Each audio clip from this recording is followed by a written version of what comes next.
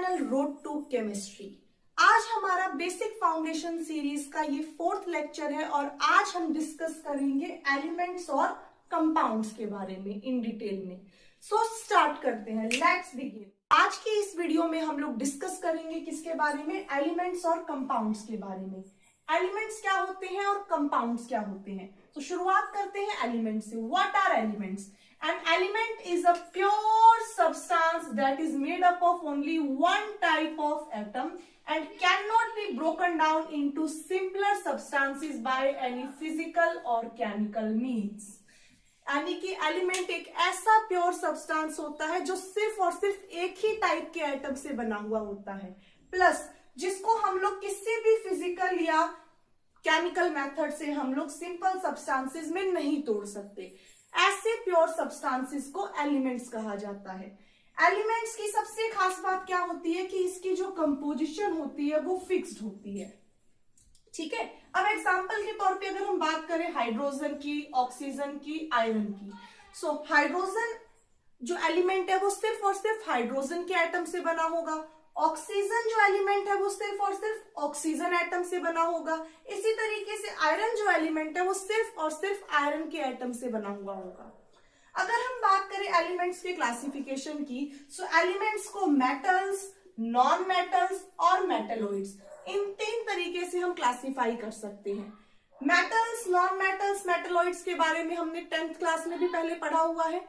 Metals कैसे substances होते हैं? मेटल ऐसे एलिमेंट्स, ऐसे प्योर सब्सटेंसेस होते हैं जो कि शाइनी इन अपीयरेंस होते हैं, गुड कंडक्टर होते हैं इलेक्ट्रिसिटी के, हीट के। इसके अलावा जो मैलिएबल होते हैं, डक्टाइल होते हैं, स्ट्रांग होते हैं, ऐसे सब्सटेंसेस को हम मेटल्स कहते हैं। एग्जाम्पल के तौर पे iron, copper, aluminium, gold, silver, sodium, ये सब किसके एग्जाम्पल्स हैं? ये सब मेटल्स के एग्जाम्पल हैं। अब हम बात करते हैं नॉन मेटल्स की। सो नॉन मेटल्स कौन से सब्सटेंसेस होंगे? नॉन मेटल्स ऐसे एलिमेंट्स, ऐसे सब्सटेंसेस होंगे जो डल इन अपीयरेंस होंगे, जो पुअर कंडक्टर होंगे हीट और इलेक्ट्रिसिटी के, जो नॉन मैलिएबल होंगे, नॉन डक्टाइल होंगे। एग्जाम्पल के तौर पे oxygen, nitrogen, fluorine, chlorine, carbon, sulphur और फास्फोरस। अब बात करते हैं मेटलॉइड्स की। सो मेटलॉइड्स क्या होते हैं? मेटलॉइड्स ऐसे सब्सटेंसेस होते हैं जो मेटल्स और नॉन मेटल्स दोनों की ही प्रॉपर्टीज शो करते हैं। एग्जाम्पल के तौर पे सिलिकॉन, जर्मेनियम, आर्सेनिक और एंटीमनी। सो आई होप कि आपको एलिमेंट्स का कंसेप्ट क्लियर हो गया होगा।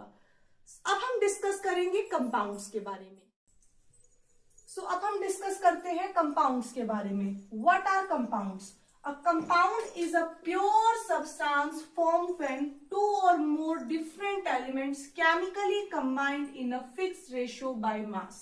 यानी कि कंपाउंड्स ऐसे प्योर सब्सटेंस होते हैं जो कि तब बनते हैं जब 2 या 2 से ज्यादा अलग अलग एलिमेंट्स केमिकली कंबाइन करते हैं फिक्स रेशियो में। किसके अकॉर्डिंग? मास के अकॉर्डिंग।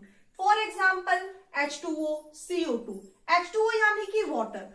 वाटर के मॉलिक्यूल को बनाने के लिए हाइड्रोजन के 2 एटम और ऑक्सीजन का 1 एटम, यानी कि रेशो फिक्स हो गया, हाइड्रोजन के 2 एटम और ऑक्सीजन का 1 एटम। जब ये केमिकली कंबाइन करेंगे तब हमारे पास वाटर मॉलिक्यूल की फॉर्मेशन होगी। इसी तरीके से carbon dioxide. Carbon dioxide compound को बनाने के लिए कार्बन का 1 एटम और ऑक्सीजन के कितने? 2 एटम केमिकली कंबाइन होते हैं फिक्स रेशियो में बाय मास के अकॉर्डिंग। सो कंपाउंड्स क्या होते हैं? कंपाउंड्स ऐसे प्योर सब्सटेंस होते हैं जो 2 या 2 से ज्यादा अलग अलग एलिमेंट्स के केमिकली कंबाइंड, यानी कि केमिकली बॉन्ड बनाने की वजह से बनते हैं। और वो केमिकली कैसे जुड़ते हैं? वो अपने मास के अकॉर्डिंग फिक्स रेशियो में जुड़ते हैं। अब अगर हम बात करें कंपाउंड्स की प्रॉपर्टीज की, तो इसका कंपोजिशन भी फिक्स हुआ। अब आप कहोगे कि कंपोजिशन फिक्स कैसे हुआ? एलिमेंट तो डिफरेंट है, लेकिन जिस रेशो में वो कंबाइन कर रहे हैं वो रेशो क्या है? फिक्स्ड है, इसीलिए फिक्स कंपोजिशन है। इसके अलावा इसको केमिकल मेथड से ही हम क्या कर सकते हैं? सेपरेट कर सकते हैं। यानी कि वाटर मॉलिक्यूल में से, अगर वाटर के कंपाउंड में से अगर हाइड्रोजन और ऑक्सीजन को अलग अलग करना हो, सो हम केमिकल मेथड से उसको सेपरेट आउट कर सकते हैं। अगर हम बात करें कंपाउंड्स के प्रॉपर्टीज की, सो कंपाउंड्स, जैसा कि हमने कहा, दो या दो से ज्यादा अलग अलग एलिमेंट्स, अब हर एक एलिमेंट की अपनी अलग प्रॉपर्टी होती है। सो जो कंपाउंड जो बनेगा वो अपने जिन एलिमेंट से मिलकर के बना है उससे उसकी प्रॉपर्टी, उस कंपाउंड की प्रॉपर्टी टोटली डिफरेंट होगी।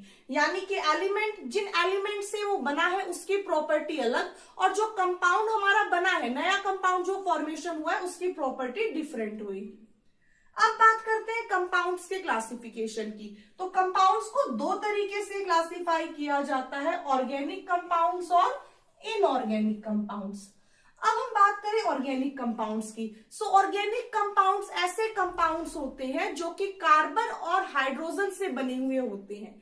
टोटली किससे बने होते हैं? कार्बन और हाइड्रोजन से। लेकिन कभी कभी इसमें ऑक्सीजन, सल्फर, नाइट्रोजन ये एज अ हेटेरो एटम के तौर पे प्रेजेंट हो सकते हैं। यानी कि मेन जो कंपाउंड है वो किससे बना हुआ होगा आपका, उसकी जो स्केलेटल स्ट्रक्चर जो होगा उसका, वो बेसिकली किससे बना होगा? कार्बन और हाइड्रोजन से। अब हम बात करें ऑर्गेनिक कंपाउंड्स कहाँ पाए जाते हैं। तो organic compounds basically living organisms में पाए जाते हैं। प्लस ये ज्यादातर कोवलेंट कंपाउंड्स होते हैं। यानी कि ऑर्गेनिक कंपाउंड्स जो होते हैं वो कोवलेंट बॉन्ड के थ्रू जुड़े हुए होते हैं। यानी कि इलेक्ट्रॉन की शेयरिंग करके वो बॉन्ड की फॉर्मेशन होती है। इसीलिए ऑर्गेनिक कंपाउंड्स को कोवलेंट कंपाउंड्स भी कहा जाता है। एग्जाम्पल के तौर पे मीथेन, इथेनॉल। अब वही हम बात करें इनऑर्गेनिक कंपाउंड्स की। सो इनऑर्गेनिक कंपाउंड्स में कार्बन और हाइड्रोजन प्रेजेंट नहीं होता। यानी कि वो कार्बन और हाइड्रोजन के बने हुए नहीं होते। प्लस ये मिनरल्स में पाए जाते हैं, नॉन लिविंग सब्सटेंसेस में पाए जाते हैं, नॉन लिविंग थिंग्स में पाए जाते हैं। और जो इनऑर्गेनिक कंपाउंड्स होते हैं वो कोवलेंट और आयोनिक दोनों तरह के हो सकते हैं। या तो आयोनिक होंगे या फिर क्या होंगे? कोवलेंट होंगे। एग्जाम्पल के तौर पे H2O, NaCl, NH3, यानी कि वाटर, सोडियम क्लोराइड और अमोनिया। सो आई होप आपको कंपाउंड्स का टॉपिक भी समझ आ गया होगा। सो वीडियो को लाइक कीजिए, चैनल को सब्सक्राइब कीजिए। Thank you so much.